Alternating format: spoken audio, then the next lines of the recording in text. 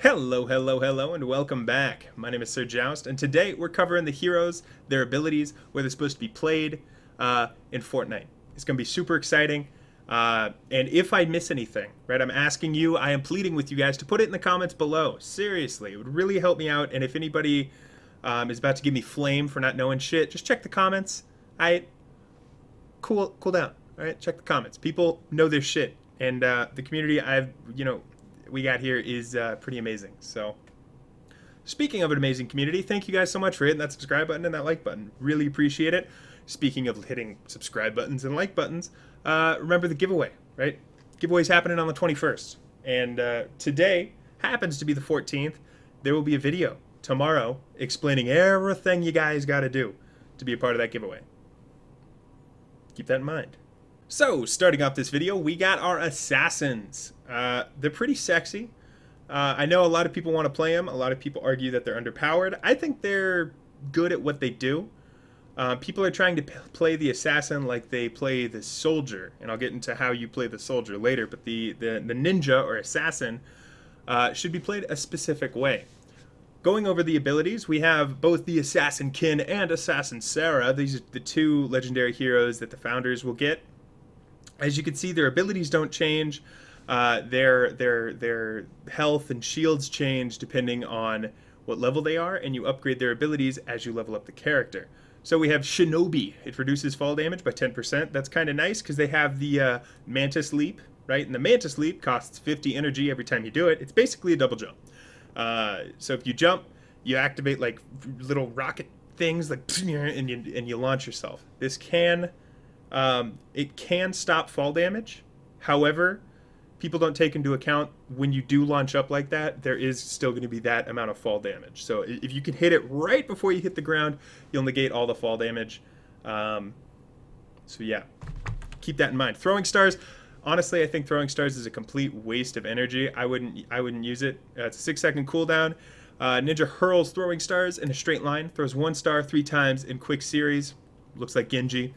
Dealing X amount of damage depending on the level up. Edged weapon damage with each star. So I guess the only time you'd want to use that is if you're facing an enemy that has a weakness to edged weapon damage, but shit, just whip out your sword and blah, blah, blah, they're dead. The way you guys should be playing the ninja is not like the soldier, but like a ninja. You guys should be taking out the baseball player dudes, can't remember their name, or the lobbers, the siege fellas. Anything that stays far away from the base, because that's where the majority of your team is going to be. Anything that stays out on the rim of the base is what the ninja should be going after. They shouldn't be necessarily focusing down those smashers, the big freaking smasher dudes, or those flying guys, the grabbers. Obviously, they should shoot them if there's nothing else to do. But your first goal in defending is taking out those weaker enemies that stay far back. The reason is because you got things like the Mantis Leap. You have that, it's not on here, but you got that sword. It's like Dragon Strike, I think. I don't know how much damage it does, but you strike through a bunch of targets. It basically teleports you 10 meters. It's a really nice way to escape because you go through enemies, as well as a way to do damage or close the gap so you can start wailing on people with your sword. Just keep that in mind when you play ninja.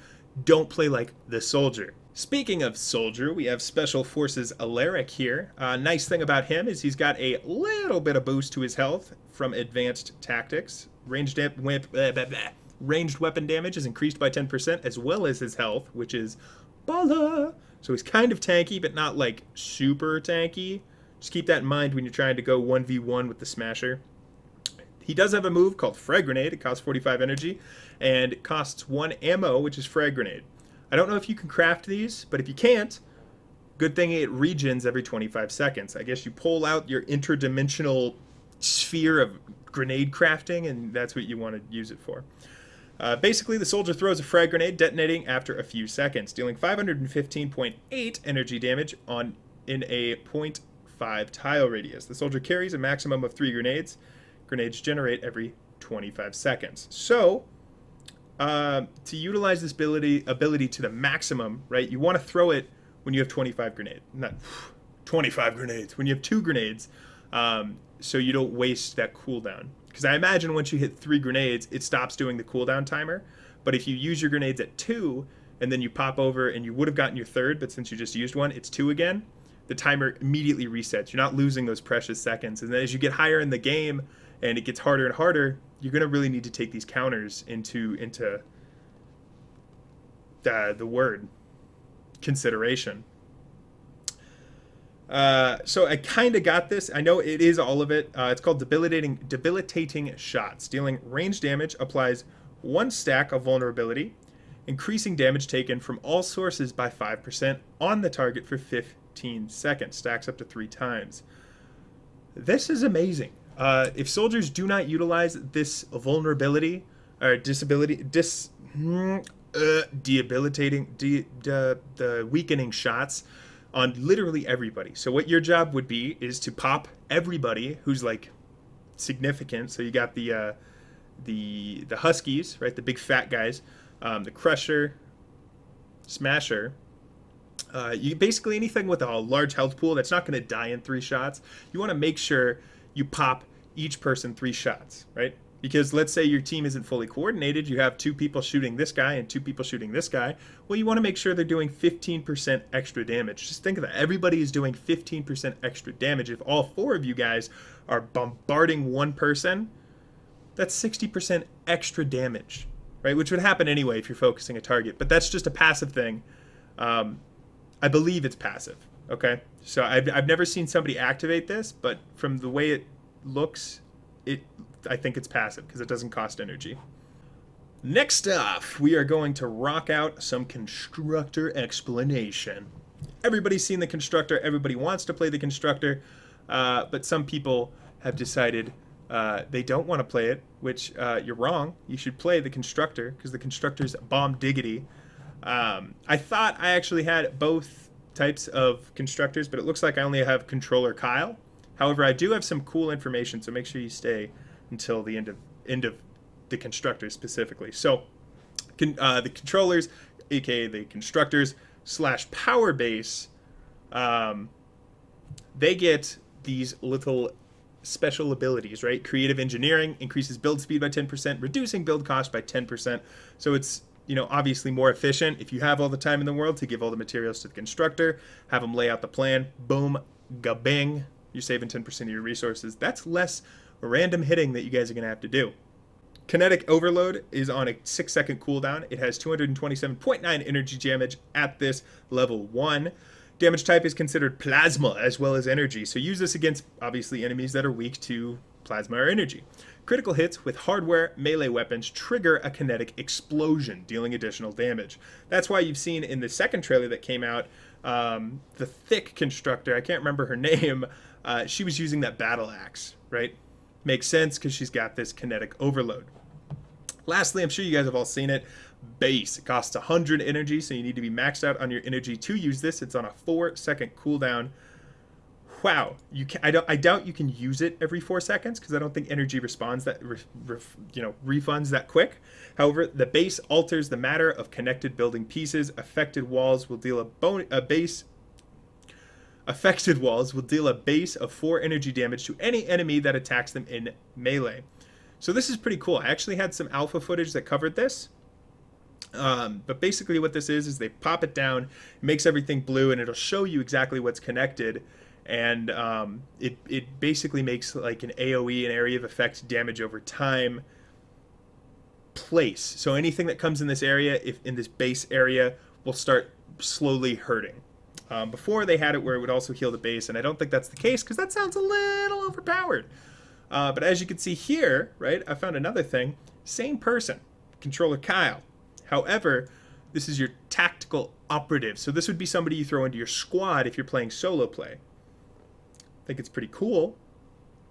They give you squad bonuses, as you can see over here on the right. Power modulation. Structures attached to base regenerate 5% of their max health every 10 seconds. So they did throw in the heal. Does not stack with power modulation hero perk. To unlock Evolve Hero to... Wow, that is bad grammar. Shame, Epic. To unlock Evolve Hero to star level 2 requires Constructor primary role, or hero. We have the same thing with Power Base Penny. I imagine that's the thick lady.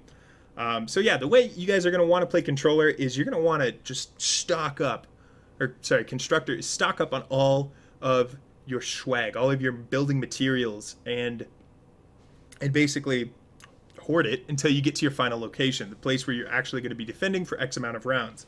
The reason you do this is because you save 10%, which really honestly isn't that much. Like, let's say everything is maxed out to 999, you're really only saving about 100. But if you think of what your team is going to be doing for you, that can add up very quickly.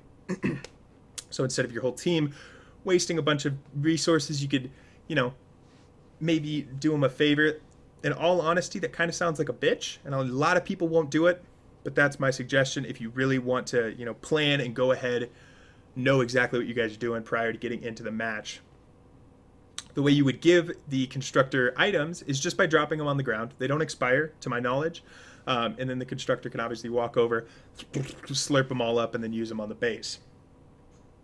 Other than that, I really only see him being useful for his ability. You can pick it up in the skill tree, which is under NDA, so I can't really say all that much about it. But you can pick up an ability in the skill tree that allows him to craft level 3 everything. So walls, he can upgrade things past level 2. You can also do that on other characters. Like I've seen the soldier and stuff do it, so I imagine everybody can pick that skill up. Maybe it's just a little easier for the constructor. Or maybe they just completely toss that. I don't know. I'm talking, this is from alpha footage and alpha dev that they talked about this. So if I'm wrong, hey, I'd like to know in the comments below. Moral of the story, you want to play the constructor in the base, maybe on the front lines of the base, whacking people away, telling them what for, with your hammer, utilizing that kinetic overload. As it does not use energy, you're able to sprint away as much as possible and be able to use that base anywhere you want. So if you have, you know, everybody attacking from the west and then instantly they go to the east, as long as you don't run over there and waste your energy, you can pop another base down. And the other one I assume would expire, but allows you to be a little more mobile than you first thought. Lastly, we're going to be covering the Outlander, also known as Mercenary Renegade. So this is pretty interesting. Okay, and this I'm gonna be playing the Outlander. I'm super pumped, and I think he's kind of you know, not looked at as like the most popular here. Like everybody wants to be the soldier dealing massive deeps, or the ninja sneaking up behind people, owning them, or being the constructor, being able to basically build anything very quickly and for cheap. I want to be the Outlander because just with, like, for example, these skill trees, right? You have an increased chance to find double loot by 6%. Like 6% isn't all that much, but I imagine as you level the character up, these are all base stats, by the way, that, you know, chance will double as well. Being able to do that, you could fill up your stockpiles really quickly, trade with your constructor, boom, real nice.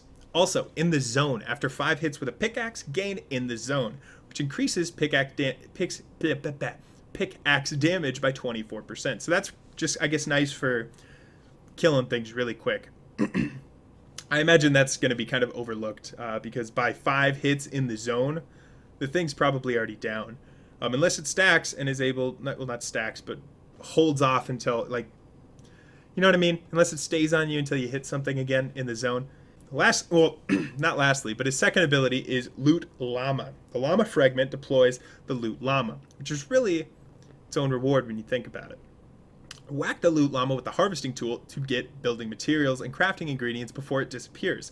Okay, so I guess that's where in the zone pays off. So I've seen these things that got massive amount of health. You need your entire team to try to take these things out, otherwise they're not going to pop. You're going to be wasting your fragment. The Llama Fragment is a special case and will stack on top of any other fragment ability you may have. So if you have other, and it didn't say other Llama Fragments, so I imagine there's other type of fragments that allow you to summon loot, basically, or like a little instance, I don't know, and it stacks. So when you have the Llama Fragment, it will always be used first. So just keep that in mind if these fragments do exist, that your Llama will always come out first. You need, I would advise having your whole squad there, but realistically you only need like 2 or 3 people. And as long as everybody's really good about hitting the weak spots. I've also seen, and I'm sure everybody has seen, I'll throw a picture up, the Outlander's freaking turret bear. I don't know when that happens. I haven't seen it in any of these other YouTubers' alpha streams or alpha gameplays. So I imagine it's higher level than what they were able to achieve. but it looks pretty freaking sick. I don't know if it's going to be any good. I've also seen that it draws the fire of the enemy, like as opposed to the hovering turret, which, you know, is just there. I haven't really seen it do anything baller, but nothing will attack it. They'll just run under it. The big bear will actually take damage, so it's a nice way to kind of distract from the base if you guys need time to repair or just collect yourselves, while also wrecking face. So I think that about covers what I wanted to say on the classes. If I have missed anything, it would really warm my heart if you guys went down in the comment section and just laid it on me. What did I miss? If I did miss something, I do apologize. I will try to cover it in the future video if it is something very, you know, significantly important. So do your best, make it sound super articulate, none of them grammar mistakes. I'm gonna call you out on those, and I'll put you in the giveaway video, I guess. But one last thank you to everybody who decides to hit that subscribe button. Remember, you have to be subscribed in order to win the free game and the packs of XP. So you want to do that, right? You want to hit that subscribe button. If you liked the video, you thought it was remotely informative or I was remotely entertaining, hit that like button. If you hate me, hit the dislike button. And it'll make me sad. But yeah, thank you guys so much for watching. I really do appreciate it. And hey, till tomorrow.